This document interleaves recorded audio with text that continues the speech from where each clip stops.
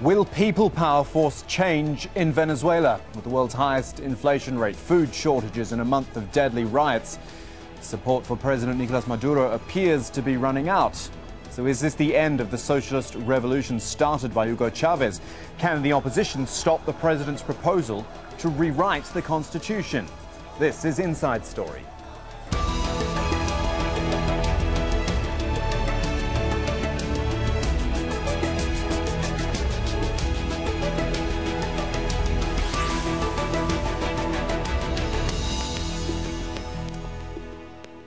Hello there, I'm Kamahl Santamaria. If you were to use a phrase like country in crisis to describe somewhere right now, Venezuela would have to be pretty high on the list. And what's concerning right now is the way what was primarily an economic crisis has now turned so violent.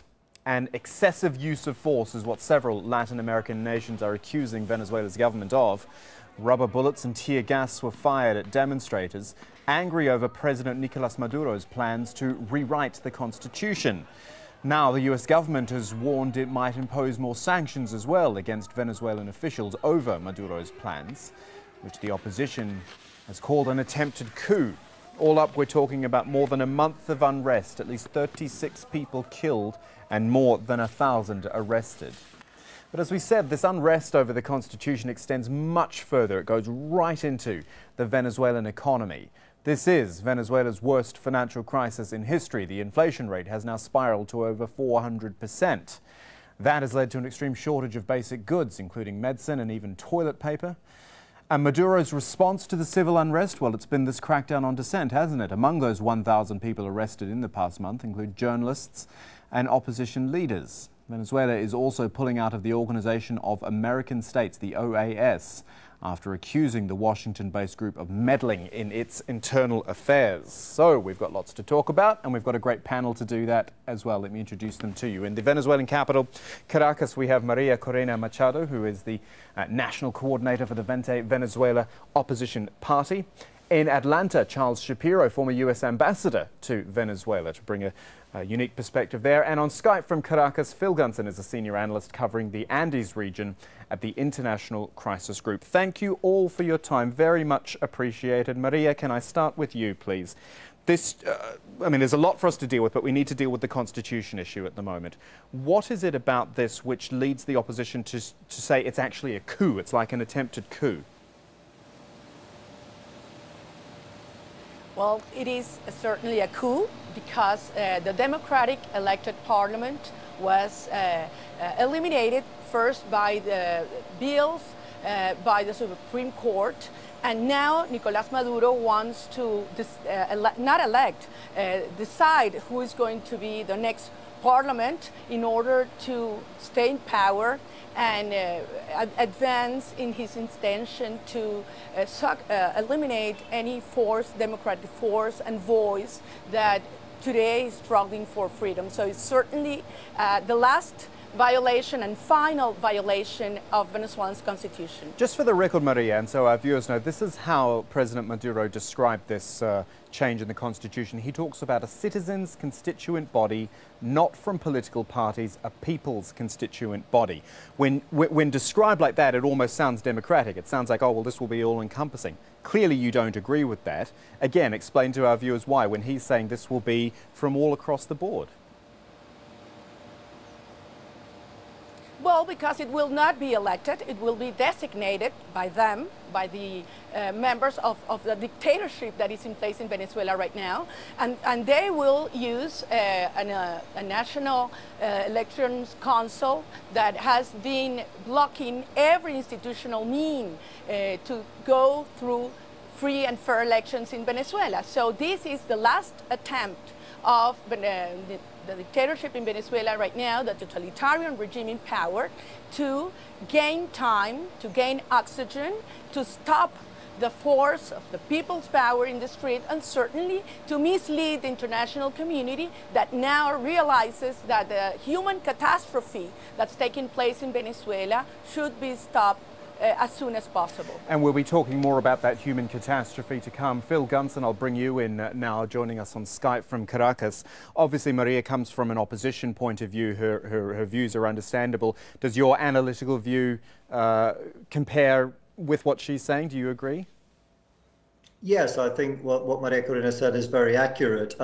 What I think I'd add is that although there's a sense in which Maduro is using this constituent assembly idea to buy time and to resolve an immediate political crisis, it's also true that this step away from representative democracy and towards something that looks much more like the Cuban model is something that was contemplated really right from the beginning of the Chavista movement. Hugo Chavez always denigrated representative democracy. He always felt that there was a need to, as he would put it, move beyond that into participatory democracy and break completely, as Venezuela has now done, with the Organization of American States and the rules that the hemisphere abides by in terms of division of powers, in terms of human rights. And that's what's happening now. The difference, I think, with the way Hugo Chavez perhaps envisaged it is that Maduro is doing it at a moment of crisis. Chavez, I think, would have imagined that the strength, the force of the revolution and its international support would carry him forward into this new stage. But Maduro is doing it at a time, as you've already said, of economic crisis, social and political crisis on all levels, and deep international isolation. Ambassador Charles Shapiro in Atlanta, hello, let's bring you in at this point. The United States, of course I know that you are not a current ambassador, but you can give us your view. The United States is talking about potentially more sanctions. Explain to us how sanctions would work, because as I understand it, they are against individuals, it's not against the government. What real impact would it have? Well, first of all, everything's in the preliminary stages. So fair enough. Yeah. Just about every member of Congress has got a different idea of what sanctions would look like. And I would assume that people at State Department, Treasury, Justice, and the National Security Council are kicking around ideas and possibilities of what they could do. Sanctions against the government of Venezuela, what you see on Twitter are people talking about economic sanctions. And Venezuela, 95% of Venezuela's exports are oil. And the United States is a major purchaser of that oil. And so that has to be something that's under consideration. But as we know, I mean, economic sanctions, if they are unilateral, tend not to be very effective, and how you get them to be multilateral, even then the long-term impact takes a long time for those sanctions to take effect. And the people who will, of course, be hurt in the short run will be the people of Venezuela. So is there any other sort of diplomatic option at the moment? I mean, Venezuela doesn't want anything to do with the OAS at the moment. Does it have any power? Does Venezuela have any power? I mean, well, no. Does the OAS as well? At what point does the OAS, can it do anything? The OAS is a body that can talk and condemn, but it doesn't have power in the sense of enforcement. The OAS has no way to enforce anything on anyone. But it does have moral suasion, and it's got a great bully pulpit, and the Secretary General of the OAS, Almagro, has been terrifically outspoken every single day about what really is a dictatorship in Venezuela. And so that has an impact internationally. I'll leave it to my colleagues in Caracas to say what the impact has been internally. For me, the real question is, at what point does Venezuela reach the tipping point? This idea of a constituent assembly looks to me as a move of desperation by the current administration to rewrite the Constitution, which was written by Hugo Chavez, who is the founder of the movement that they all believe in. And coming up with, it's not even a Cuban system of elections, it's a 1917 Soviet Cuban, Soviet style of elections, with people voting by sector and being represented in strange ways. I mean, this is not democracy by any definition of the word. That's extraordinary to watch, isn't it? Okay, so we've dealt with all this constitutional issues. We've got to get to talking about what's happening on the streets, because this is what's absolutely crucial. I see phrases like people power, popular pressure. Maria, is this essentially all the people have left now, and that is why they are coming out in such force, in such numbers? Absolutely. And believe me, it moves your heart to be in the streets with these young children, young people that have only known the dictatorship we're living in right now, that did not have a chance to live in a true democracy, that feel they have no other option, even risking their lives. And even though repression has been brutal, and in the last days it has increased with these even paramilitary groups getting into houses, into the malls, into medical centers to follow, grab the kids, torture them. They are coming back to the streets with their mothers, with their fathers, with even their young brothers and sisters. So what is growing and growing every day that passes by is this energy. And I would like to address what Mr. Ambassador Shapiro said. I think we are approaching a tipping point in which this energy from inside, added to the pressure from abroad, will make this fracture on the pillars that today are left for the regime. And basically that is armed forces and paramilitary groups that will soon realize that their best option is to not follow orders, to repress an unarmed and peaceful, huge citizen movement. And in that direction, I do believe that individual sanctions to men and women, even in the military or civilians, that have been involved in criminal activities, in drug trafficking, in money laundering, are very important and do have an effect. Because you are seeing now how individuals such as the general prosecutor distancing herself from a regime because she realizes that a regime that has been exposed as an organizational crime, a criminal one, will carry consequences. So I do believe these individual sanctions are effective and should be amplified and increased in the near future.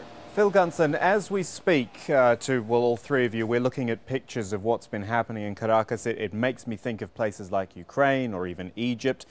Do you believe that this movement in Venezuela can be successful?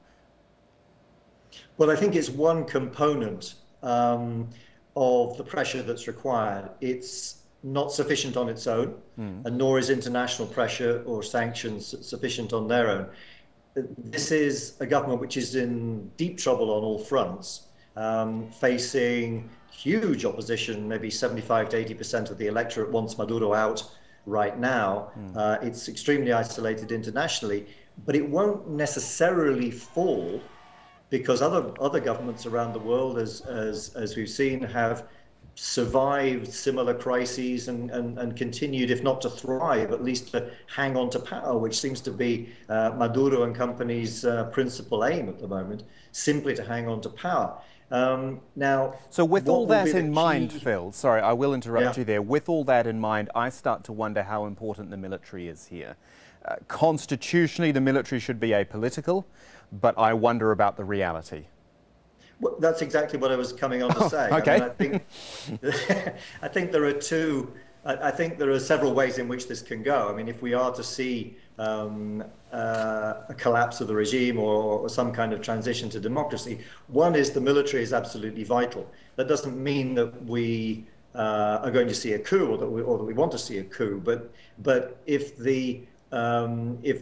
officers in key positions start not answering the telephone to the president, if they refuse to obey his orders, if they make it clear that they're not going to accompany him down this undemocratic path, that would probably bring down the government. The danger there is that the armed forces might, under some circumstances, split into opposing factions, and then you have a civil war situation. The other thing that could bring the government down is default on the foreign debt, which is tried very hard to avoid. It's been paying the debt religiously and starving people, in effect, in Venezuela by cutting food imports. in order because it basically believes that if it fails to pay the foreign debt, then it will be out of power. It will lose all access to money and will have to go. The problem again is that this could well be a chaotic outcome. And the ideal thing would be if sufficient people within the government, within the regime, were to say enough is enough and seek a negotiated solution. But right now, there's very little evidence of that. Although, as Maria Corina mentioned, there are cracks in the regime. There's nothing approaching really an open split between one part of the regime and another. Ambassador Shapiro, your thoughts on military involvement, and also maybe you can expand for us and tell us if that were to happen, and I guess it would depend how it would happen, but if it were to happen, what position that puts, well, many other countries in the Americas in? Well, first of all, the Venezuelan military was politicized by Chavez, so to look at it as if it's an apolitical institution is, I would argue, inaccurate. Well, actually, yeah, I mean, I guess, as I said, adopted constitutionally, the colors of the party it's supposed to be, yeah. Constitutionally it is, but in reality it's quite political. Yeah. And it is, in fact, the military that will be the deciding factor. At some point, at what point do they tell Maduro, you know, this is far enough, we can't go any further. Either you've got to change your policies or you've got to change. And I'm not close enough to it, and I don't know who's got the insight into the Venezuelan military, either the leadership of the military or at the middle ranks, to know when is that going to happen. Phil's right talking about default. That's hugely important, but at the end of the day, I think it's the Venezuelan military that's going to be the deciding factor, and I say that unfortunately so. It would be much better to figure out a negotiated solution to what's going on, but the government appears to have no intention to do that. Maria, a very quick thought from you on the military angle. I know that, well, I've read certainly that the opposition is a bit more united these days as a result of what's going on. How would that united opposition work in with a potential military involvement? As Ambassador Shapiro says, it could be the deciding factor. Well, it is a decisive factor because this is an armed revolution that has decided to use its weapons against unarmed population. And certainly the way the regime has radicalized in the last weeks has not only united the opposition, but the whole country. And it also has united the international community, realizing how urgent a democratic transition is needed in Venezuela. I believe that there are evidence that these divisions in the armed forces is going on. There is a strong pressure from inside.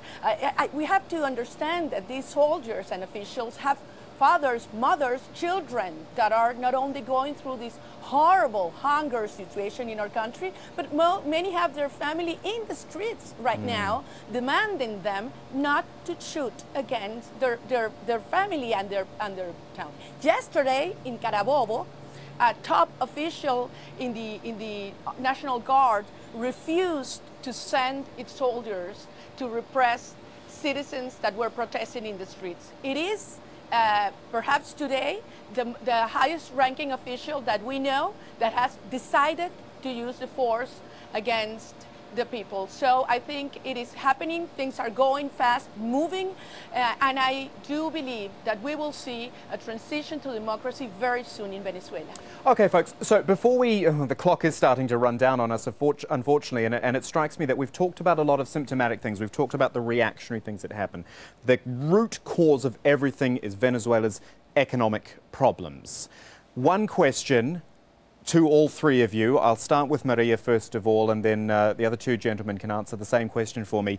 How, and this is the $64 million question, how on earth do you go about tackling Venezuela's economic problems and dealing with the source of all of this? Well, you are right. It's going to be the most difficult transition probably in history, because these people have managed, after the biggest oil boom, to have our country in ruins from economic perspective. We will need a lot of financial and technical support from abroad. And certainly we will need to have strong confidence and trust in the reinstitutionalization of our country, to have open markets, to have institutions that are transparent and provide trust, as I said, to bring back huge investment and to have a society believe and produce back again. I think that can be done in the short term, as I said, with technical and financial assistance in the transition process in our country. Ambassador Shapiro, your thoughts on the economy? I mean, just as Maria explains it there, it sounded even bigger than I thought. I mean, again, where do you even start with this sort of issue? Well, the easiest way is to take the 8 or 10 key economic policies of the Maduro government and do the opposite. Okay. I mean, he has managed to bankrupt a country with the largest proven oil reserves in the world. There's a very clever private sector, able private sector in Venezuela. I'd set up a committee of the top leaders of some of the food companies in Venezuela and have them, as a civic duty, organize distribution of food and how to use the revenue that the government has to bring in food and medicine for the country and relieve the huge crisis that Venezuelans are experiencing every single day. And I think the international community will be ready to help in that effort. Phil Gunson, is any of this possible? What Ambassador Shapiro just described, it makes sense. Is it possible when you've got a man like President Maduro now who's so much on the defensive, well, on the defensive about what he's doing and then on the offensive as well, actually out on the streets? No, I mean, under the present government, it's absolutely impossible. In fact, the government's current plan is to take those 8 or 10 policies that Charles was talking about and double down on them, make everything much worse by creating an economy which, in essence, does without the private sector altogether. But I think there's another important point that we shouldn't lose sight of, which is that in producing this economic recovery, which by some estimates is going to take perhaps 30 billion in terms of international capital injected into the economy, and maybe 10 to 15 years to produce a full recovery. In the middle of all that, the people who are suffering right now from lack of food, lack of medicines, lack of jobs, low purchasing power of the miserable wages that they get, there is going to need to be humanitarian assistance. There is going to need to be the construction of some kind of safety net, given that the safety net that was created by Hugo Chavez in the form of so-called social missions that provide food and healthcare and so on have failed, have fallen apart. Those somehow have to be substituted for urgently. There has to be an emergency program to keep people alive while the economy is reconstructed. Phil, what is it, and this will probably be my final question, what is it that they are actually suffering for? If people are suffering long-term, you would think there would be some sort of long-term gain, some sort of... I'm looking for what even Maduro gets out of this politically, to have his whole country and population suffering so much.